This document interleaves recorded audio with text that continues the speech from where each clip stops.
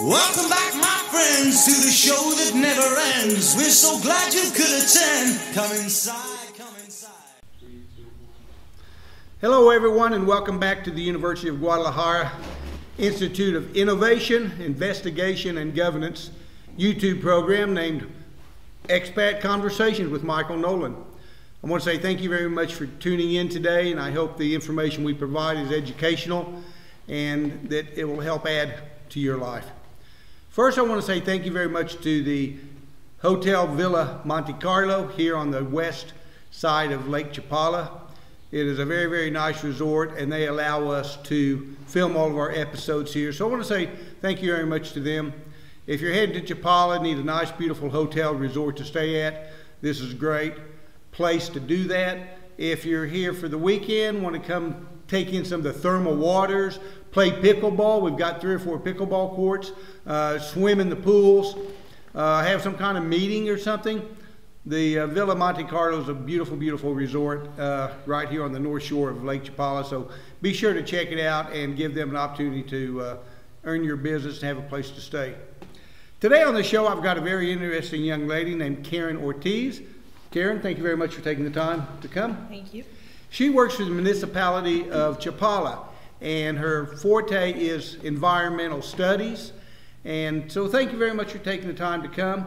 She's going to educate us a little bit about what the municipality is doing as far as the environment of the lake. As you know, the lake, or may not know, the Lake Chapala is the largest body of water in Mexico, and very, very vital to the water system for the city of Guadalajara, which is about 6 million some odd people, and all the communities around it. So, Karen, thank you very much for taking the time to be here. Thank you, Michael.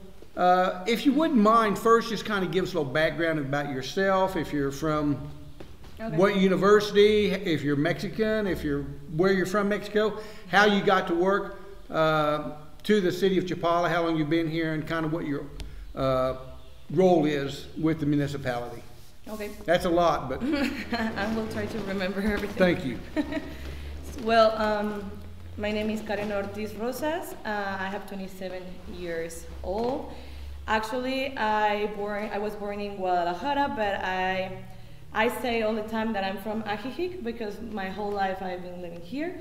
So I study at Universidad de Guadalajara. Yeah. Thank you. Negro Leon. Yeah. Black Lion. Or Yeah. Black Tigers. What? Is it Black Lions or Black Tigers? No, Black Lions. Black Lions. Black Negro Lions. Leon. Okay. So I studied at the campus Cusea, which is a beautiful, beautiful campus. And I studied a bachelor's in environmental management and economics. So, well, I started working with the city hall since like May from last year. So it was a kind of funny how I get in the municipality, because I was just passionate about the environment all the time. I was working with like as a volunteer with people who is trying all the time to preserve the environment here. So since I was like, I don't know, 18 years old, I think so, we start asking door by doors, asking for signs to please help us with the projects, or to stop to people cut trees in the mountains. And with that, I have the opportunity to know many people. So I was living in Vancouver, trying to... Vancouver, Canada. Vancouver, Canada. That's a real pretty part of the world. Yeah, and also I was really happy living there. I was studying English, actually. So I came here, I came back for a wedding. And then I figured out that I wanted to present a project with the president of Chapala, and I asked for an appointment to talk about environment issues that we have here, things that maybe they are not able to see day by day, but we as community, we are more involved in that. So I was trying to start a recycling project, but more in focus in clothes, because there are no, we don't have that here. and I was trying to explain my project. And at the end of the meeting, Alan, the secretario particular, asked me like, okay, do you want to work with us? We need someone with your ideas and with your passion. I'm glad that people see that from me. So I was like, okay. So I quit everything in Vancouver, and I was like, just was a quick decision, and I came back and I started working. But when I was there at the 2 weeks, my director just quit the job, and I was like, okay, what am I going to do? I'm here now. He was like, okay, this is all the paperwork, so good luck with everything. You got a promotion, you're the boss now. No, lucky me. But for me it was difficult because maybe many people don't know, but it's really difficult, like the paperwork, the day-by-day work in the government is really different as people think it is. So for me, 2 weeks working there was like, okay, I need to learn fast because people are coming. It was like really lucky that I speak like not perfect English, but good English, because many expats every day come to the office. And when I was there, they were like, oh, and we're glad that someone here is talking English, because for us it's really difficult to explain the problems. We're trying all the time in the office to solve environmental issues that people have. Sometimes are between neighbors, sometimes it's with, I don't know, the state of the federation, but that is not our issue, so we need to move forward with that. And if we don't have people who talk in English in the government offices, it's really difficult for the expats. So, well, I understand that, because I've tried like getting my permanent visa, driver's license, things like that. And if you go to a municipal office or some of the charities and things like that, and people don't speak English, it's hard for us to converse with them. Maybe you're going to ask about other, maybe they are going to understand that you're trying to do another thing that is not the thing that you want to do. Well, thank you for trying to speak English to help all of us expats. One thing that people don't understand, the biggest body of water here in Mexico is named Lake Chapala. And it is in, the city of Chapala is a municipality, but it does not control the lake. There are many, many, many, and probably close to 100 municipalities all around this body of water, which is about, I'm saying 30, 40 miles long, or I don't know how many kilometers long it is, because it runs east to west quite a bit. And then there's the north-south, which I think in some points it's only a couple of miles apart, 5, 6 kilometers, but in others it's much larger. And it's a lot of it's in the state of Jalisco, but a lot of it's in also the state of Michoacan. So a lot of people might come to your office thinking, oh, well, this is Chapala, and the Lake Chapala, so they run everything. They don't realize that that lake is probably controlled more by the federal government of Mexico than anybody else. And then each municipality probably has some type of jurisdiction over their little section. And so it might be unfair that us expats run to her or run to the Chapala office and say, this, we want that. Because she's not in total control of the lake, nor is the city of Chapala. So please understand that when you go to talk to Karen or someone else about problems that you're concerned about. And it's great to be concerned. It's great to want to clean things up, do less pollution, and all the other things that are important. But another fact is what you do right around the lake is very important. Trash, throwing chemicals, throwing all kinds of, like use motor oil and this, that, and anything polluting the lake. But it's just not at the lake. This lake sits in a pretty good sized valley, a lot of valleys with the mountains. Things that you do way up in the mountains, it might be 2 or 3, 4 miles from the body of water. When it rains hard during the rainy season, all of that stuff comes down and ends up in the lake. The little rivers and the little tributaries, the creeks or channels of water that feed into the lake, those all get polluted way, way back up into the mountains and in other areas, and that all runs into the lake. So when we're talking about keeping the lake clean. It's just not right here at the body of the water or the seashore, the lake shore. It's all over this whole community. Yeah.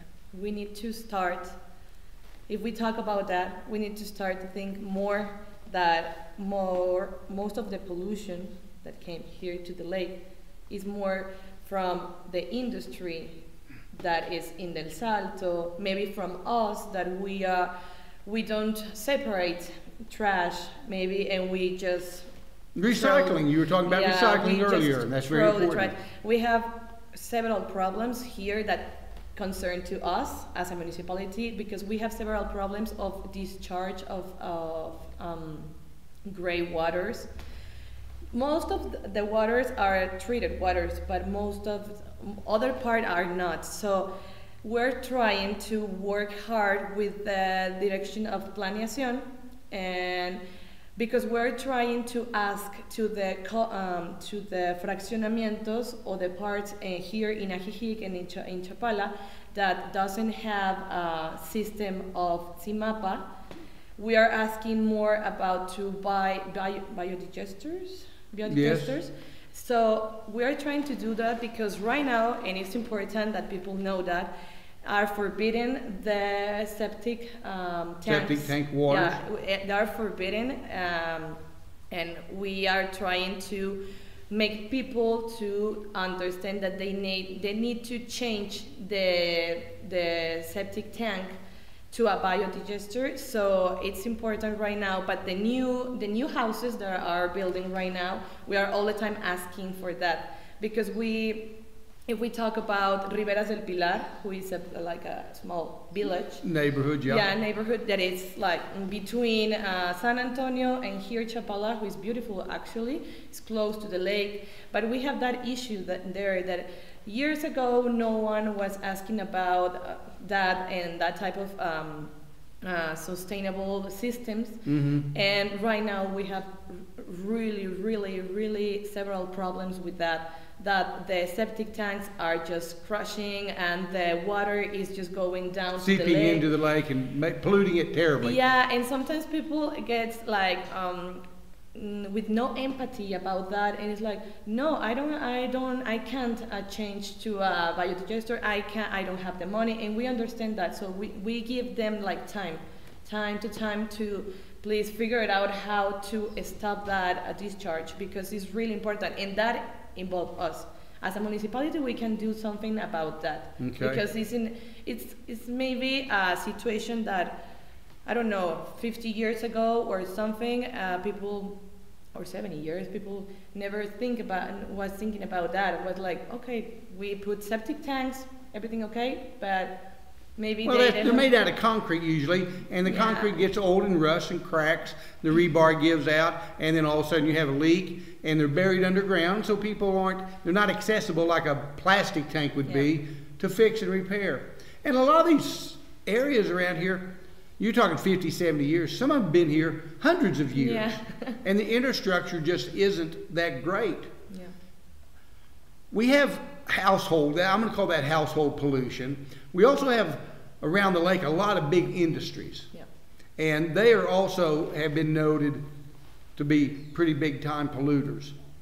And I know the government finds them and tries to get them to correct their mistakes, and a lot of times they do, but there's sometimes that they don't. But it's just a giant problem to keep this water and this pristine lake beautiful for the fish, for the habitat, all the birds, for boaters, jet skiers, people that like to do recreational things on the lake. And so it is very important that we all do our little part to try and keep this body of water as beautiful and as pristine as possible. Yeah. Because it's also a major source of water for the city of Guadalajara. Yes. Actually, people think that here in Chapala, we get water from here. Mm-hmm. And we don't. This whole lake is to Guadalajara, and we actually don't get water from here. We don't. And you were talking about in our past conversation about the communities that are sick for the lake. Mm-hmm. And actually, it's really nice that you talk about that, because a week ago, we have a really nice event here in Ajijic for all the sick people from Ajijic, because they are sick. More of the people are sick. I don't know how to say this word in English. Say it in Spanish. Enfermos renales. Okay. That is, they have to take Your hemodialysis, kidneys. Yeah.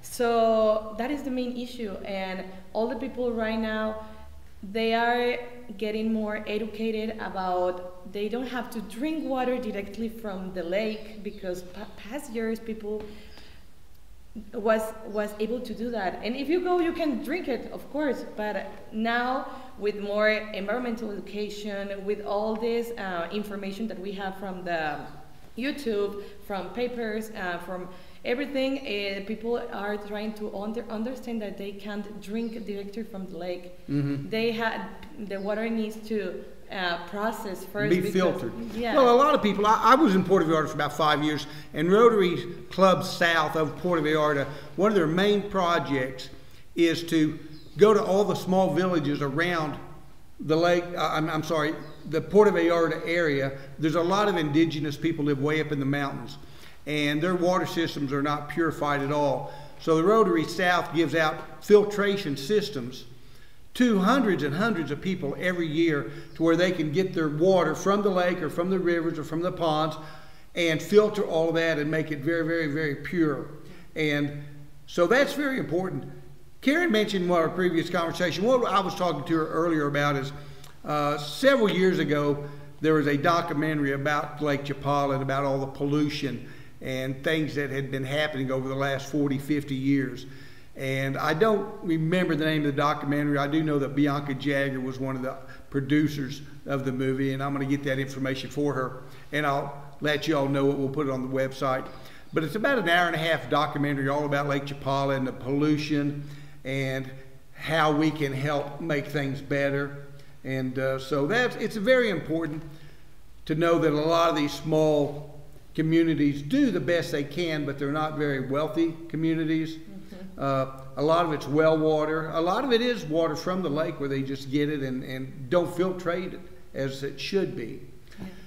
You mentioned earlier, now that you speak English, and thank you for educating yourself in a second language, a lot of us expats come to you with certain situations or problems, and you can help them as much as you can, but there's certain things you can do, yeah, and certain things you can't. Do you want to go into any of that right now, kind of what the 4 or 5 most important problems are that people come to you with, and that you can help, or you tell the people, hey, you may have a situation, there's nothing I can do, but we can help work on it together? Yeah, of course. Okay. Well, first in the office, most of the work that we have is about trimming. It's really like difficult sometimes that we receive all the time reports about the trees. If people have the lucky to come and visit us, you are able to see that we have a lot of trees. Everywhere we have trees, and most of these trees are like ancient trees, like trees. Very old. Yeah, very, very old trees. So right now, with the growing of the population here, we have right now this issue. And sometimes it's difficult to try to all of the people have the same empathy about the trees, I don't know, that people have to understand that what happened in the top is important from the bottom.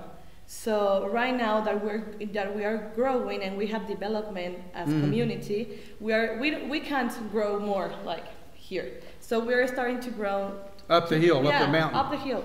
So we all the time we're asking about permissions, because I need all the people to know that you have to ask to the municipality for a permission for trimming, and also to cut it off the tree. You have to ask for it. That's different in the United States. If you buy property and you own that lot, yeah, you can cut down the trees, you can do whatever you want within your property lines. Here you can't, they are protected. No, and people all the time, most of the time, gets mad because you have to pay. You have to pay for it, and if it's mesquite who is a tree that is very common here in this area, and it's a protected tree because it's in extinction.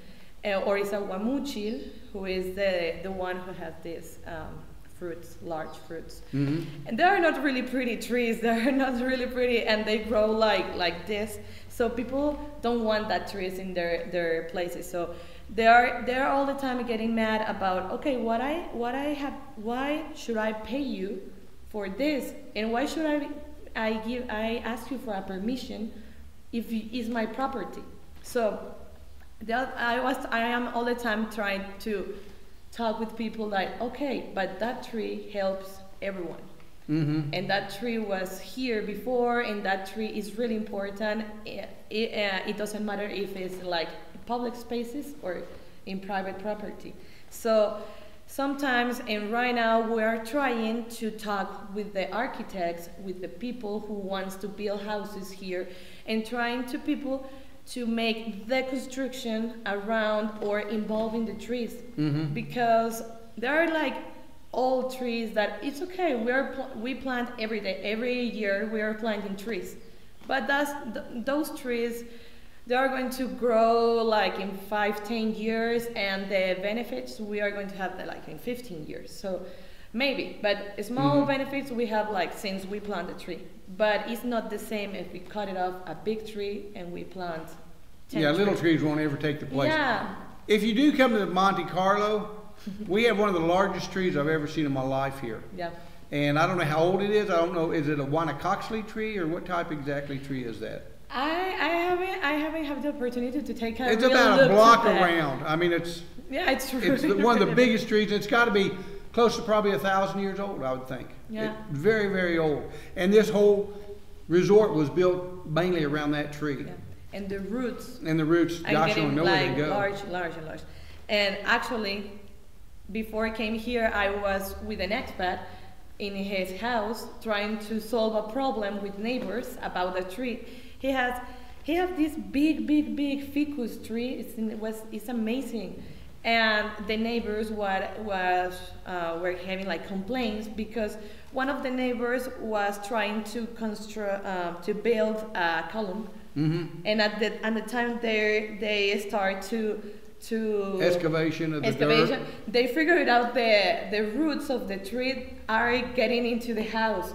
So he came with us really alarmed, like the roots are in my house and we were there before coming here, and it was like so difficult because we tried to preserve the tree. The tree is Well, the tree was there way before he decided to build his house there. So he needs to understand that. Yeah, and also the expat was really friendly about, okay, do it whatever you can to preserve the tree, but I also want to keep my tree big. Sure.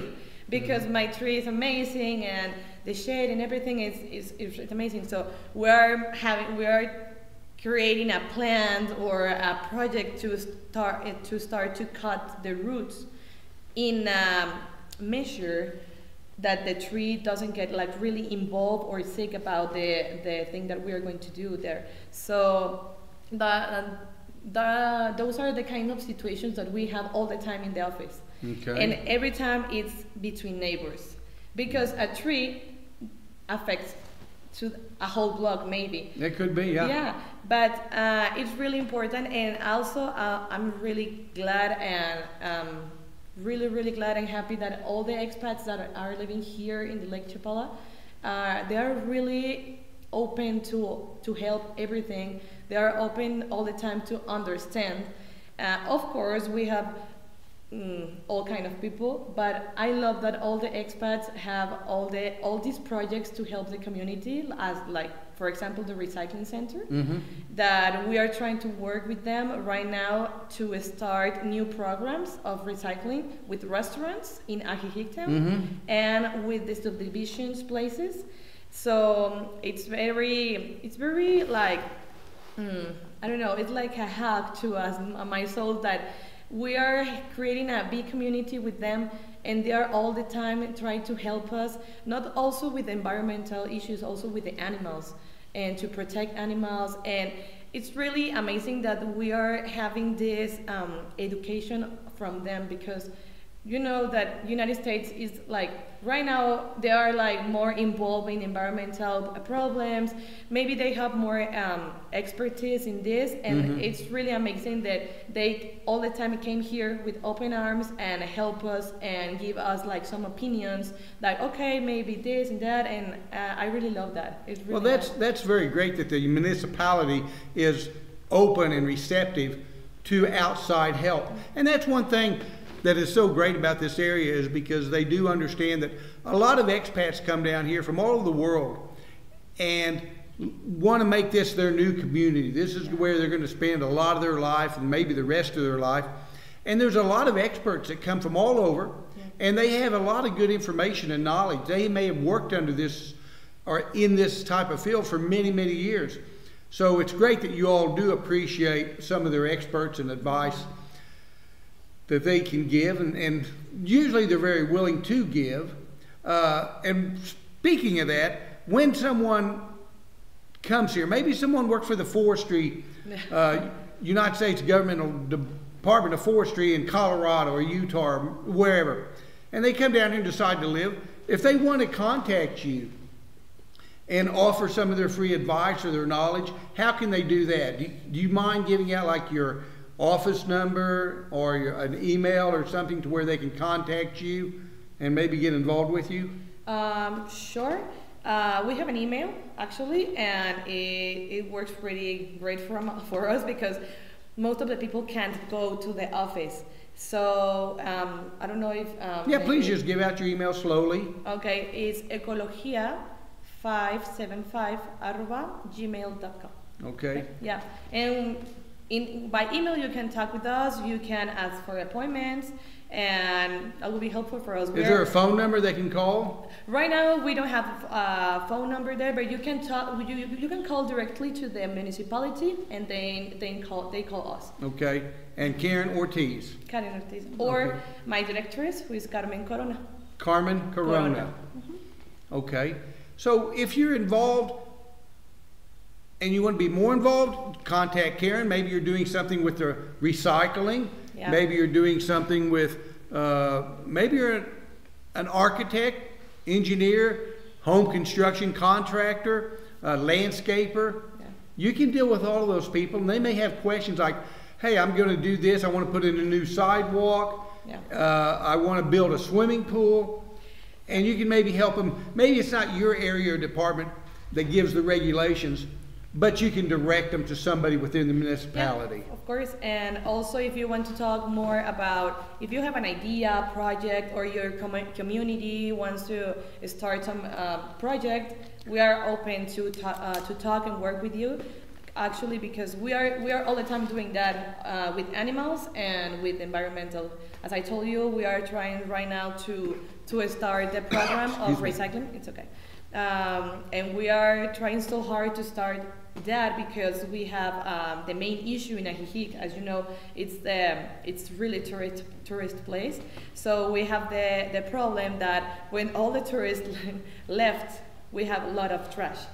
So we are trying to create a program with the recycling center of the expat community to start to separate those trash and do something with that because we need to keep Ajijic clean.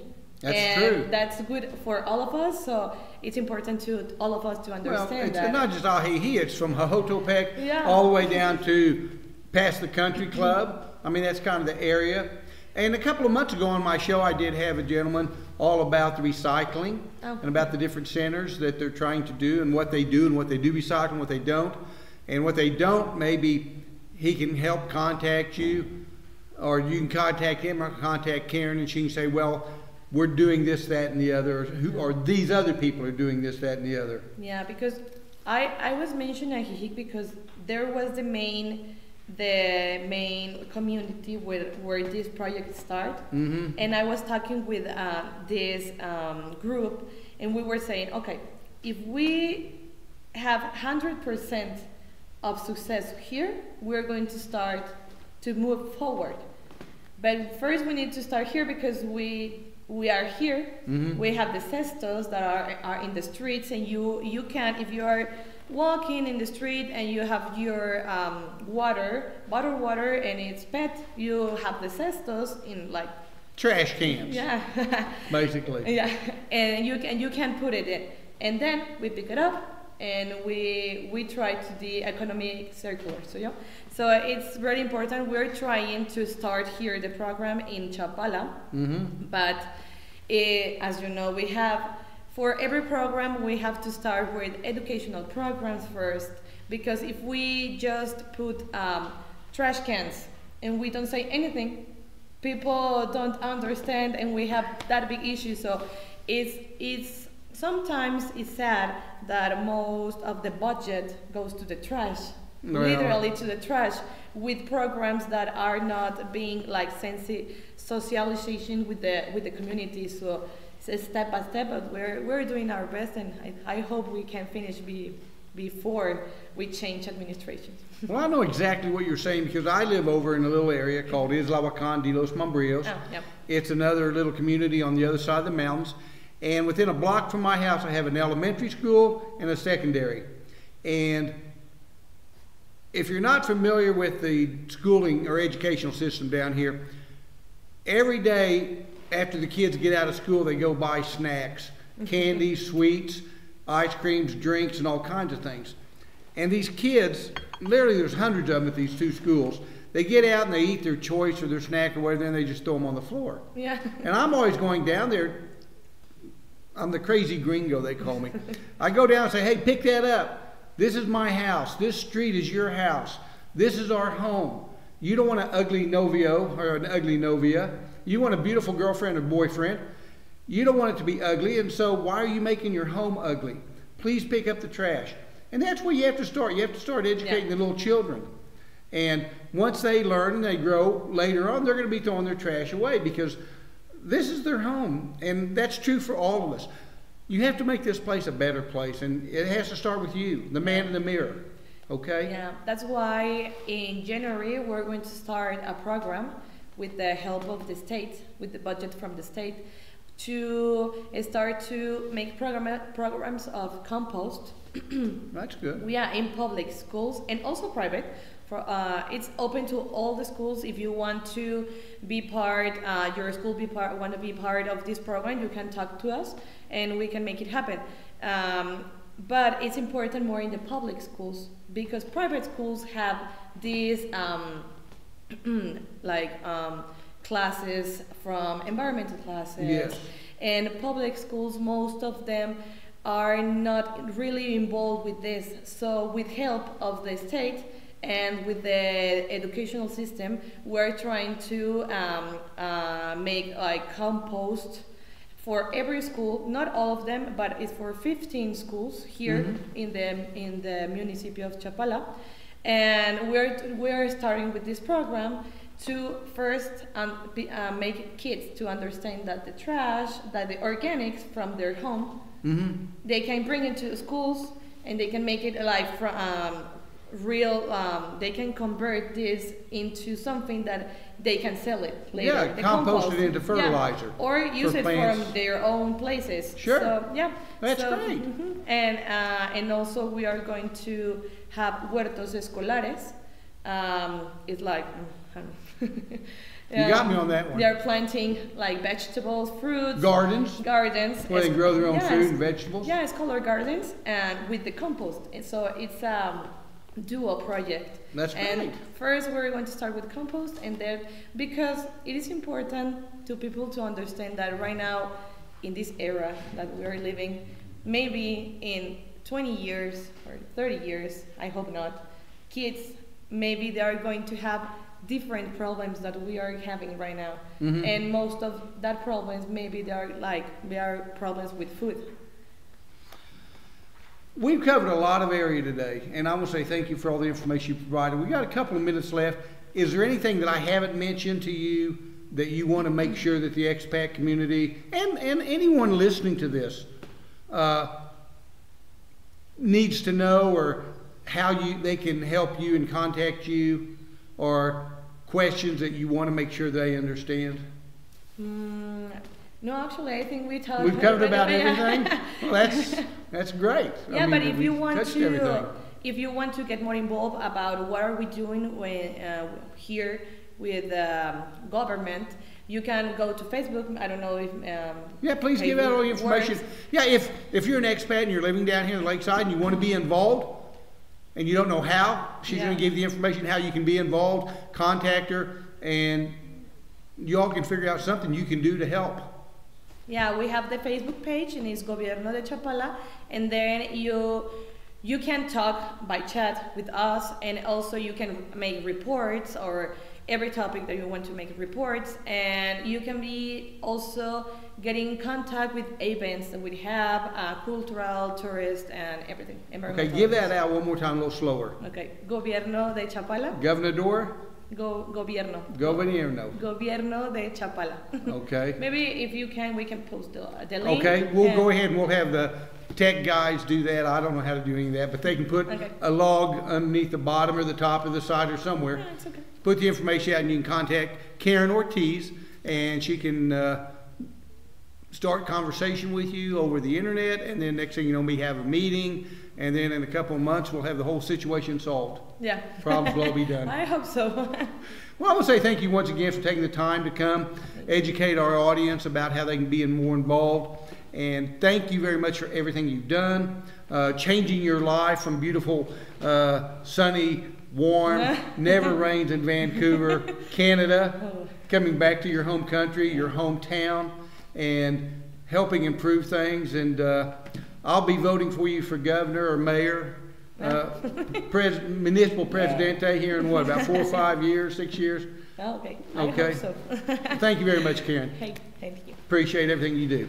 Once again, I want to say thank you for tuning in to Expat Conversations with Michael Nolen. And once again, thank Marco Antonio Cortez Gradado, the General Rector and Head of the Institute of Innovation, Education, and Governance. So thank you for tuning in, and we'll see you on the next chapter. Happy trail.